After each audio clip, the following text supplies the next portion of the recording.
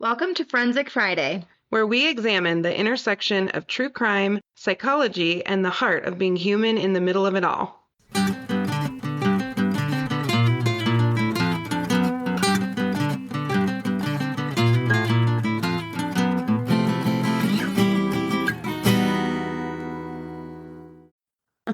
Garrett, cut all of that out, as you know. Okay. Well, hello, forensic friends and forensic Nat. Hi. How you doing? I don't know why I'm dying still. I don't know. You're sick every day, but I mean, I'm not one to talk. Usually I'm the one who's on the struggle bus that way, but I know. I've been not good. so This has much. been like a 2-week saga. It really has been. I'm just glad Gray's okay. You'll rally. You're a tough cookie, Mm-hmm. you know?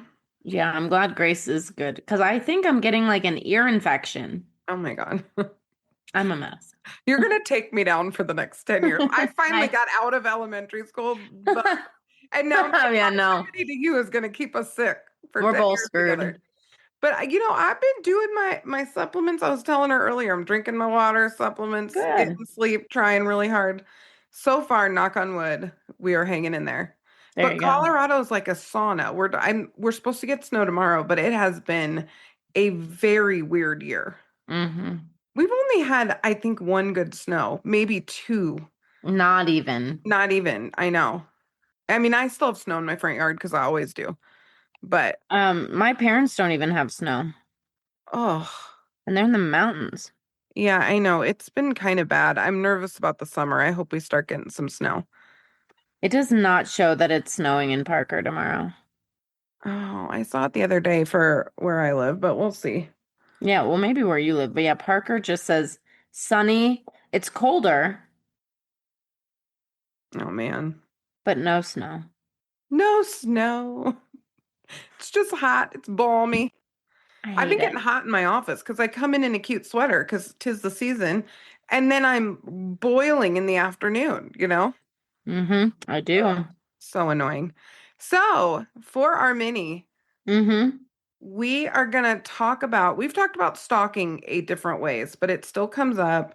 And you and I read these police reports all the time. Mm-hmm. We're talking about a particularly heinous stalking case on Friday. Yes. Honestly, I think it's, dare I say, the worst one I've ever heard. I Mm. think it is the worst one I've ever heard. Dang. It's saying something Yeah, it is. because I mean, I was evaluating it even today. Like it's an everyday thing for us, but this is really next level. So Yeah. today, this afternoon, I got kind of curious and I was like, I need to do a deep dive on the brain chemistry of stalking because I Mm-hmm. understand kind of fundamentally how it works, but I wanted to really get in there. And I had a theory, and my theory proved to be pretty much mostly correct, which I Okay. will talk about.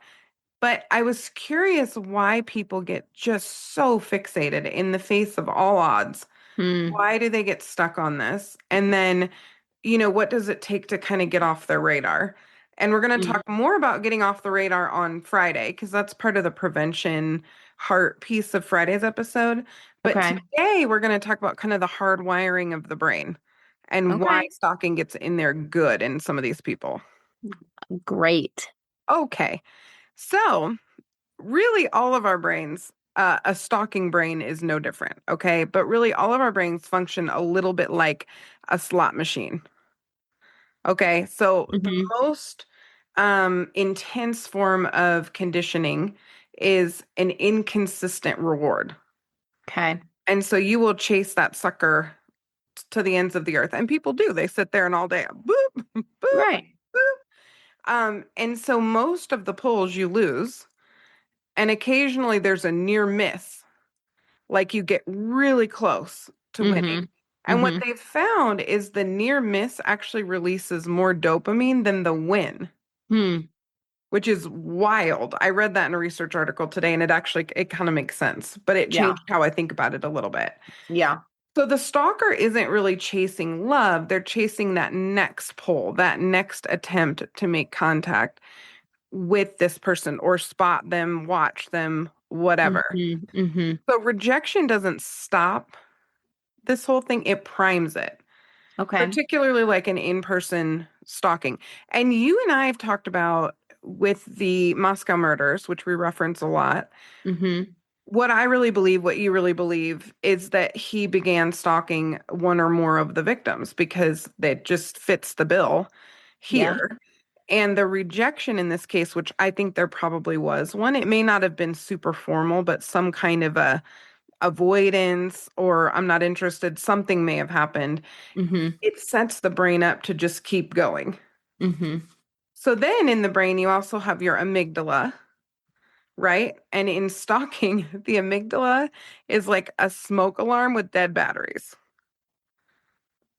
So in stalking, it's going off constantly. So you know how Okay. like when your battery is dying in the smoke alarm, it's like, "Meow," Yeah. Oh like my gosh, it's so terrible. that's right. And the problem is the free prefrontal cortex isn't working right. And Mm-hmm. so the fire marshal like shows up and can't shut it down, like can't turn it off. Right. So the whole thing is just on fire. Okay. So the Yep. brain's like, oh my God, we're having a house fire. We also love it. It's just not great. So when you think about that, it actually makes so much sense why it's so compulsive, so obsessive, right? Mm-hmm. Mm-hmm. So in a healthy brain, you have your thoughts and they kind of pass through. Okay. Right? Your Yep. thoughts pass through, and we may have some weird thoughts. People have weird thoughts. It Yeah. happens. They kind of move on through, whatever. Yeah. Sometimes people have suicidal ideation and it comes up from time to time, but it moves on through. A stalking brain gets fixated on something and it sticks like Velcro, Mm-hmm. and nothing can pull it off. Time doesn't make it weaker. Logic doesn't peel it away. It's just stuck. Okay. So it's kind of like the brain is stuck on like a frozen screen, Mm-hmm. right? And there's Mm-hmm. nothing really that can turn it off. The only thing that will turn it off is an external force. It Okay. can't internally turn off. It can't reboot. It needs an external force. Mm-hmm. And so there's a couple things that we think works that does not work with a stalker. And it's because of how their brains are functioning. So one common belief of stalking victims is I just need to be nice so they'll calm down. Well, that backfires because stalking escalates when the brain is being rewarded for persistence, not success. So, most people, if something's not working, they kind of get over it. With stalking, the way they're wired, they're actually more excited, activated in the persistence in attempting to make contact than they are whether or not it's successful. Mm-hmm. So if you are nice to them to like calm them down, it just like turns the system back on. Mm-hmm. So in the gift of fear, it talks about sort of the strategy of, we talk about gray rocking narcissists, but gray rocking stalkers to an extent, Mm-hmm. because anything else can fire them back up. Right. This also explains why the protection orders don't work. You and I review protection orders every single day in our job. Many of them get modified. They work only in the sense that that external force can come in Mm-hmm. more quickly when there's a protection order. If you violate a protection order, you're going to get arrested. Mm-hmm. But the protection order itself does not stop these Right. folks, only Right. handcuffs in the back of a cop car, right? Yep. The other thing that's interesting is they do tend to escalate even after legal intervention if they're not in containment, i.e., jail Mm-hmm. or prison, Mm-hmm. because we've just put that little hurdle barrier even higher, and their brain's like, oh, here we go.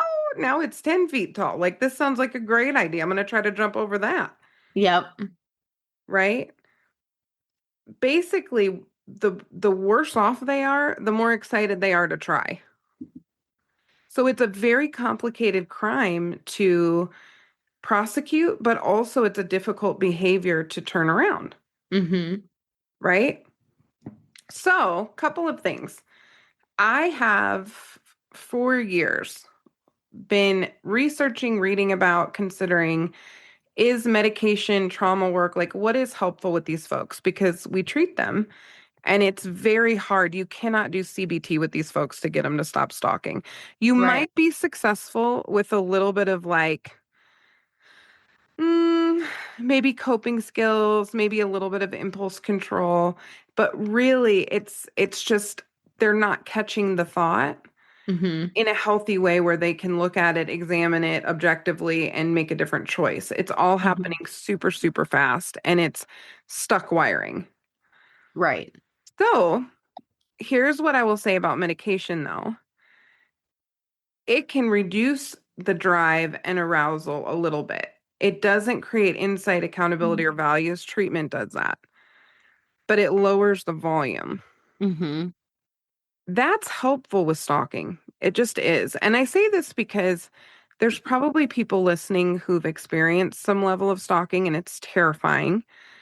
But you also may love someone who's been accused of stalking, and it's really tough. We see this in young men a lot too, and there's even some hormonal reasons for that, which is interesting. Mm-hmm. But you may know someone who's gotten sucked into this, and it's surprising and really sad. And a lot of times they feel a little bit suicidal too. So it's scary if you love someone who's going through this as well. Right. So, a couple things that can help a little bit. SSRIs.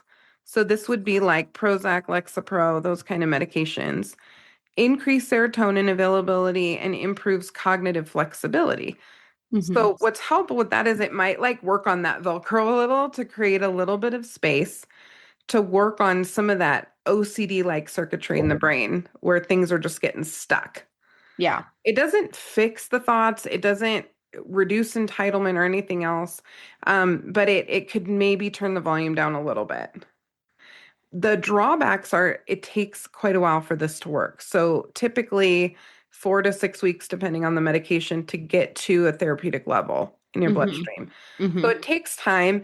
And also stalkers for how great they are at tracking into obsessively communicating with someone who doesn't want to talk to them. They're Mm-hmm. terrible at medication compliance and adherence. So SSRIs are kind of tough. It's hard to get enough time in to actually make a difference, Yeah.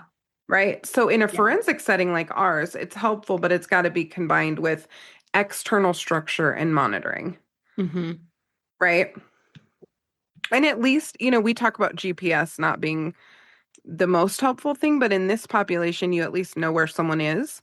And in Mm-hmm. the case on Friday, they didn't. And that's one of the scariest parts of stalking is you don't know where this person is. Where are they Right. sending this from, right?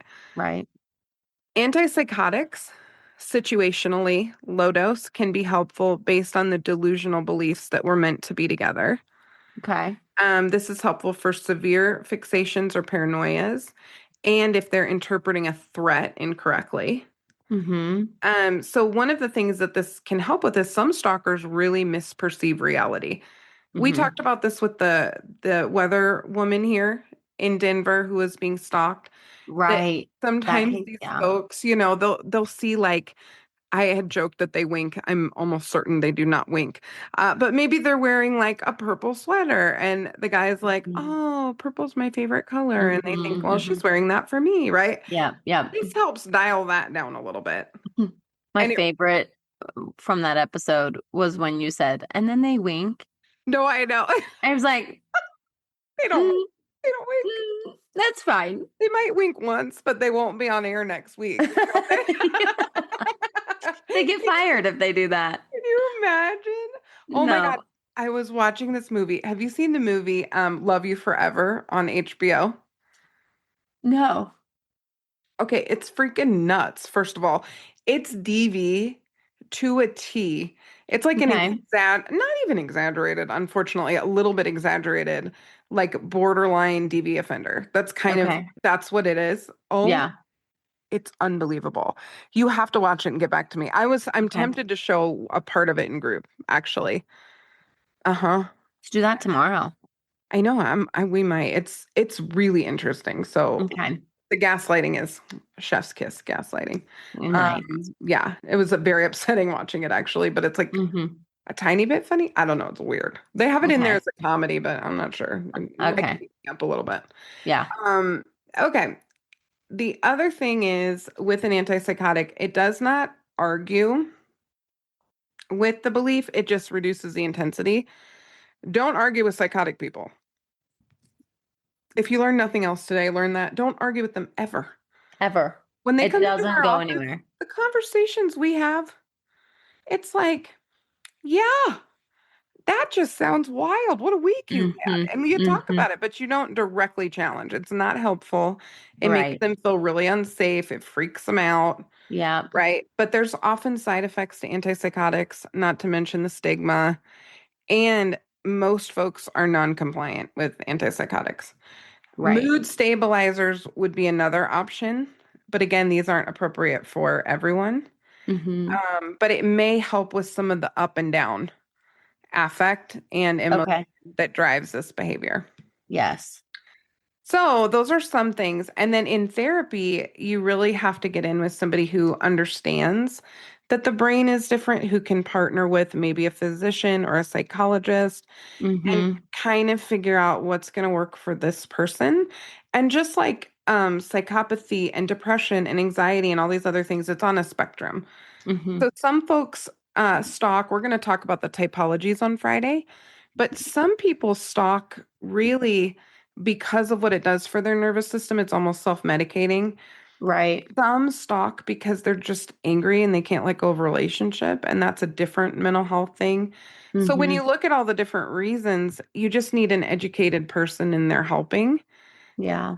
And I would argue that a forensic therapist is going to do that a little bit better than your standard issue Mm-hmm. therapist. Maybe not. I think psychiatrists can treat this really well because they understand the circuitry. But when it comes to just general therapy, if this was your son, let's say, who's struggling with this, maybe he's in his 20s, because statistically that makes sense.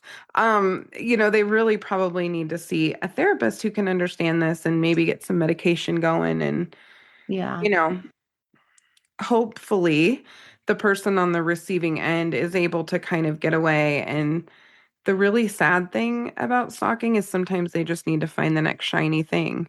And Yeah. I hate that because it's hard to stop this behavior, but it is possible. Right.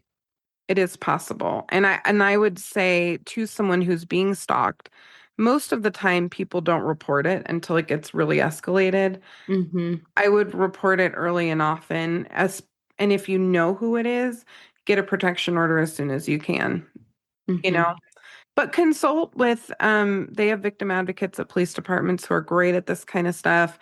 You want to have a good plan around it because it is going Yeah. to piss them off to have a protection order, most likely, but it is also one of the surefire ways you can get them arrested if Yeah. they continue. Yeah. What do you think, listen to this, Nat? We deal with stalking all the time, Mm-hmm. but we don't take it head on super often. Mm-mm. Yeah. I haven't given a lot of thought of how it actually processes in the brain. So that's really fascinating. I do know when we get a stalking case, especially some like that we've had some like I don't want to call it mild, but right, it's like people scroll social media all the time and get into they can get into spaces that aren't healthy or whatever and cyber stalk, I guess, in that way. But you and I've seen some pretty intense stalking cases. And so it's fascinating to know more about what's actually happening and like what's firing in the brain. You know what I mean? Yes, and That's interesting. some of the most interesting cases have been not intimate partner romantic relationship stalking. That's the most common is someone you know, Right. right? And or an intimate partner. Mm-hmm. But the random ones get me the most because Yes. it makes me think it's kind of like a twisted, and I'm not coming for OCD. That's its own can of worms. It also sits on some of the same parts of the brain as ADHD, so I feel y'all. But it's kind of like the wicked witch of OCD because it is a little Right. bit it's obsessive. There can be compulsions associated with it. It escalates. It tends to get worse. Mm-hmm. But what I have found with a lot of stalking cases is there's underlying rage and Mm-hmm. underlying entitlement, and you have to target those things in treatment. Yeah. The entitlement in particular, sometimes you can work on that if the person's not fully psychotic. Yeah. And misogyny drives a lot of it. Men are more likely to stalk than women, and Mm-hmm. there tends to be a certain flavor to that. But the most Mm-hmm. intense stalker I've ever worked with was a female who had no romantic interest and or real relationship with the person that she was stalking. So it Just really wild. just depends. No, and I mean, Yeah. it was a very challenging Yeah. situation to treat, I but we know. figured some things out that worked. Yeah, I learned about a situation where a male was stalking another male solely to for intimidation, but it was like it went on for a while. Oh yeah. Well, and it comes for your sense of security at home. When you Mm-hmm. think about just wanting to be able to just be Mm-hmm. and somebody can just pop up, it's one of the Mm-hmm. worst kinds of abuse I think we can have. It's something Yeah. that just never stops. Like it Yeah. just is this constant fear. Yeah. You Yeah. know, it's bad, bad, bad, bad. Yeah. So there's a little bit of the brain of a stalker. That is what Well, is happening, and like a really simplified version. I mhm. told Nat, I'm like, which version do I do? I know I literally was just about to say that. I was gonna say Janine was like, okay, I have two versions of this. And she told me each version, and I was like, um, option A, because it's already gonna be a lot for people to not follow, but like it's already in depth in the brain. And maybe we'll do the option two at some other point. But I think this was Maybe a we'll do a helpful, part B for the nerds. yeah, this was a helpful thing, I think, for just any human to be able to understand the concept and what's happening when it comes to stalking. So thank you for Yes, bringing this to us for our case on Friday. absolutely. I hope this gives you a good background, because on Friday we're going to talk about one of the worst cases ever, and we'll get into the specificity around that particular stalker. There we go. All right, y'all. Well, we'll see you Friday as always. Bye, forensic friends. I'm Janine. And I'm Nat. And as always, thanks for listening and join us next week for more crime, psychology, and heart.